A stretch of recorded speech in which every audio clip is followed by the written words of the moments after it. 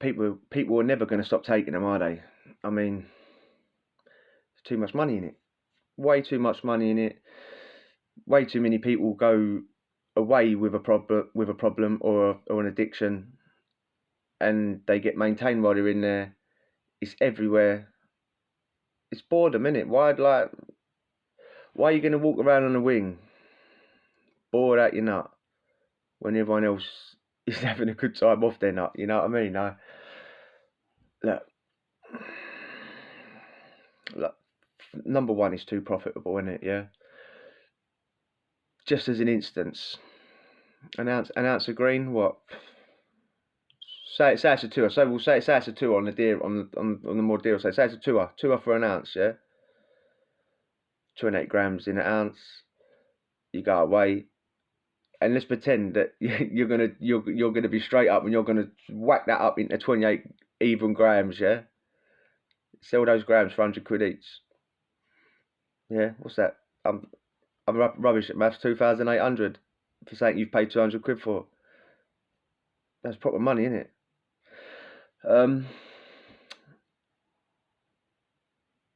Yeah. The money side of it again. I mean, the screws earn too much. The screws are the main ones that bring it into a jail anyway. Yeah. They're not the ones that are selling it, but they're the ones that are bringing it in. Like mainly, screws or getting it chucked over the wall, which is unreliable, isn't it? We've all seen it rain into the exercise yard. How many of them get taken by the screws? You know what I mean? And on the visits, and there's only so much you can plug on a visit. You know what I mean? There's only so much you can spread them and get rid of quickly. There's only so much. I mean, I've seen some people take like 6 ounces, but that's very few and far between. On a visit, what, 1 ounce, 2 ounces, maybe 3 if you're big in the game. So screw, innit? They can fill up a bag. I mean, again, just sticking to this was years ago. This was years and years and years ago. I know a screw that was bringing in half a bar of weed, and he was charging £500 an ounce. So 4.5 ounces, what? 500. I had to add that up to like 2.5 grand. I had to add that up, 2.5 grand, yeah. But that was years ago. What they earning now, and what they earning, that was just for weed. What are you going to be earning if it's for anything else, and like harder, light, dark, and not just that. I mean, if you're getting a screw to bring things, screws bringing it loads of things, alcohol, outside food. I mean, bring a bottle of vodka in and sell it for a £1. I was saying, you know what I mean, or maybe more. Plus, they don't get paid enough, screws, do they? How can you tell a screw? Just say he's got 3 kids, or her. 3 kids, mortgage, debted up to the eyeballs or whatever, likes to bet, and he gets like what, just above minimum wage. I don't know the exact wage of what a screw earns, yeah, but what minimum wage? I can't see him earning that much. Give them a decent pay in it. They should get danger money, really. Give them a decent pay, and I bet I'd bet money on a lot of them that bring stuff in wouldn't, because it's only money, isn't it? It's only the money side that's making them do it. They're not doing it because it's all exciting. I suppose that comes into it, but you're not going to do it for free, are you? If you're paying someone decent money, you're not going to do it. Bottom line. And all these young screws that are on the wing as well, yeah, they're very easy to manipulate for a prisoner. Yeah, I mean, a prisoner that's probably been out there grafting, like earning, lying and cheating and getting his own way or her own way for years since they was little kids, and then they get some little 20-year-old screw on the wing, fresh out of college, decent mum, decent dad, middle class upbringing, doesn't have a clue about nothing. You know what I mean? You're there, like, not me personally, I've never done it, but fucking other people are there. It's easy to finesse that sort of person because they've got no life experience. So like, you're just massaging their ego. And a lot of prisoners are like manipulators, isn't they? That's what they're there for, And again, it's because of the hard lives they've had that they've had to become like that. So these people are easy prey for like if you're that way inclined, It's easy to get a young impressionable screw to look at a prisoner, you know, just look at the photos on the wall of him sitting on his Ferrari, and then there's his yacht, and there's this, that, and like, you know what I mean? He's walking about with 200, 300 pound trainers on in prison. Like, his canteen sheet's always got X amount of hundreds on it every week. It's easy, isn't it, to finesse like a young screw that's not even earning that much money. So I'm saying it's too profitable. You can afford to pay off. If you can afford to pay a screw £500 per ounce for weed, you know what I mean? Why are prisoners taking it? I said it, boredom. And the more bang up there is, which there seems to be, there's more and more bang up as the time's going on. The more people that's going to be behind the door all the time. What are they going to do behind the door? Sit in the cell, alone with their thoughts. Some of these people don't want to be alone with their thoughts. Not many people do.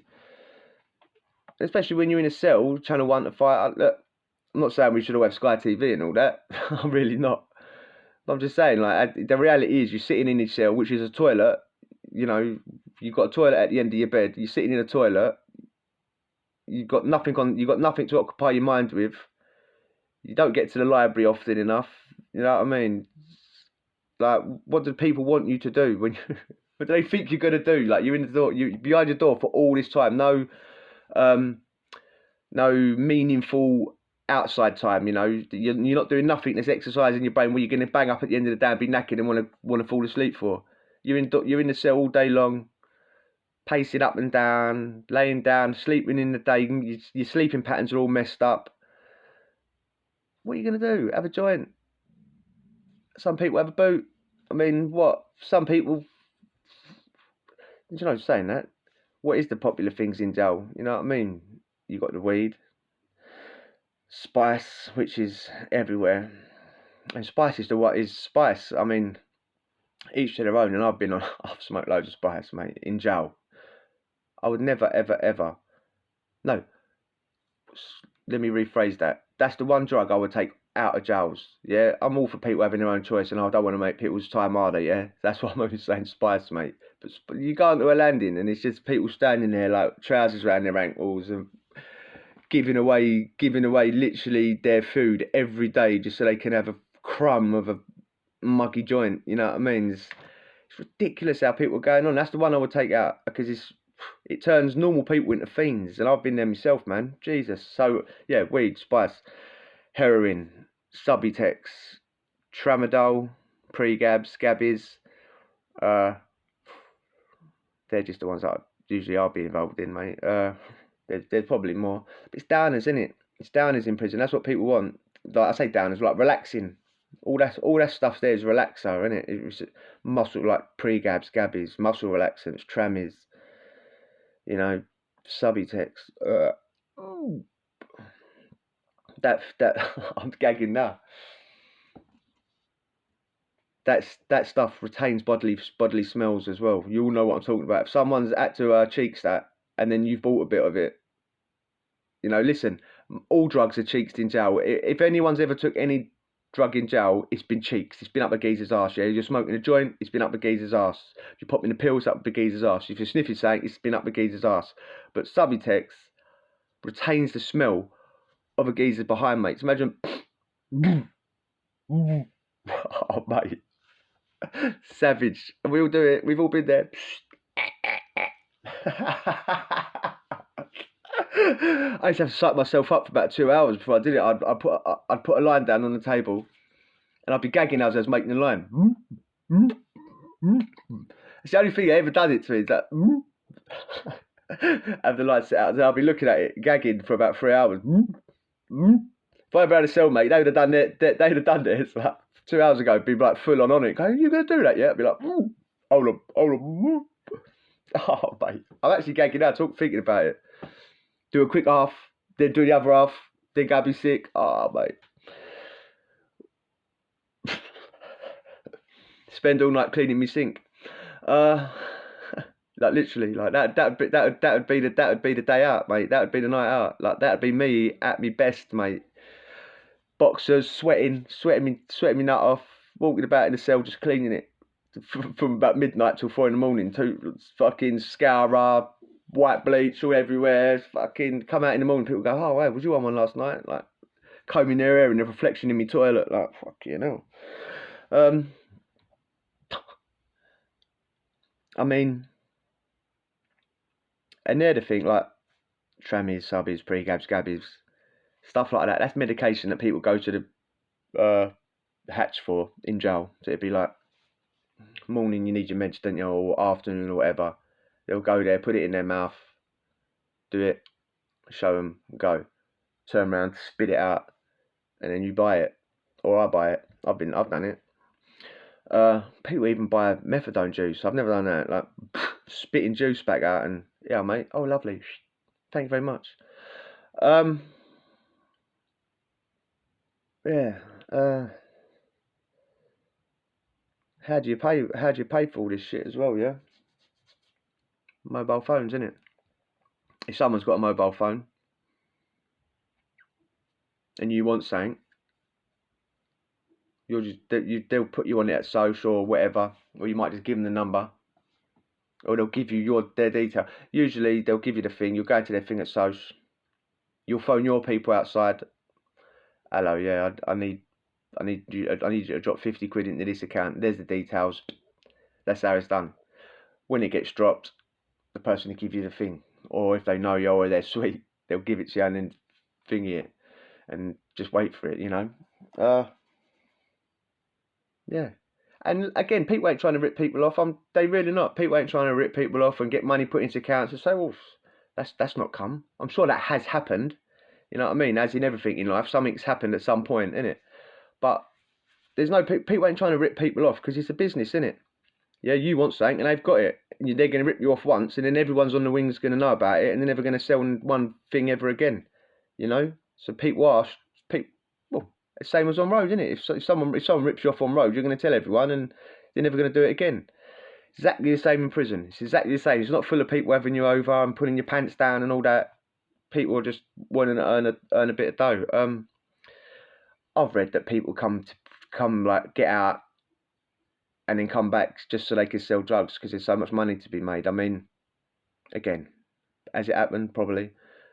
I've never seen it happen. I've seen people, do you know, like people get out, and if you get a breach through your probation, you haven't committed a crime, say you just don't go probation, and you could go, they'll send you back to jail for 28 days. 28 days.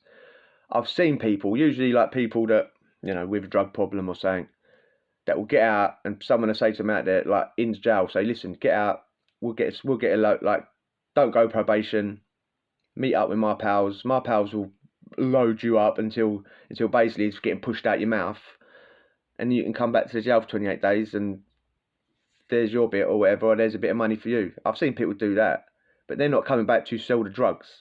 They're coming back just to earn something from the drug dealer. Yeah. Some of them are tickets here for canteen.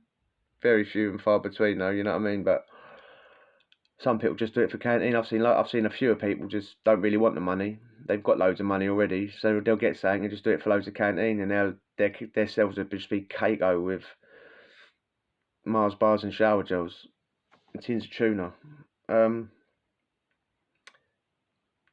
It's better, like, but it's the spice thing, mate. People will tick, tick, tick, tick, tick off spice and not even think about how they're going to pay it back, and not even have no intention of ever paying it back. And then people go on the numbers, and it's a cycle, in it. And once they're on the numbers, where are they going to go? They've got to go to the numbers in every other bloody jail they're in, ain't they? Really? I mean, because everyone knows. Yeah, and that's a byproduct, really, isn't it? If you've got to pay on one of them, then obviously then the phones are in jails as well, isn't it? It's like a byproduct, isn't it? If you're selling, then you need one of them as well. Yeah, I mean that's the thing. That's the thing on this one, isn't it? I mean, if the more bang up there is, the more drugs there's going to be. It's as simple as that. Drugs ain't never going to be stopped in prison. Drug tests don't mean nothing. People don't care about it. I mean, what have they got to lose anyway? They're telly for a week. There's no jobs in prison. It's bored. It's bored a minute. People behind their door all day. What do you expect them to do? And if you're a drug dealer, and you can get hold of that stuff, even if you're not a drug dealer, you might just come to jail and just think, "God, mate, I'm gonna earn a." And why wouldn't you? Why wouldn't you if you could? Touch wood, I will never ever go back to jail. And all the times I've been to jail, I've never been a drug. I've sold bits here and there, gone on visits and this and that. But if I could, I would. 100%. What, you pick up an ounce for 180 and sell it for about £3 grand? Come on. If you enjoyed that, hit subscribe and we'll chat tomorrow. Adios.